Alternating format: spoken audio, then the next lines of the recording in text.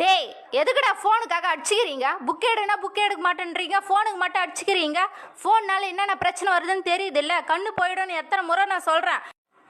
ஒழுங்கு மரியாதை ஏஞ்சி போய் புக் எடுங்கடா. ஆஹா, அம்மா கிட்ட மாட்டிக்கிட்டோம். இன்னைக்கு செம்மையா இருக்கு. இந்தானா போனு, நீயே பாரு. போனை கொடுத்துட்டு அண்ணா மாட்டிக்க போறான். விடுமா, அண்ணா பார்த்தா பார்த்துன்னு போட்டோம்.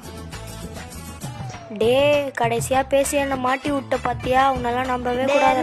பாத்தியா, பயபுல கோத்து விட்டு போயிட்டான் பாரு. ஒரு வழியா போயிட்டான்.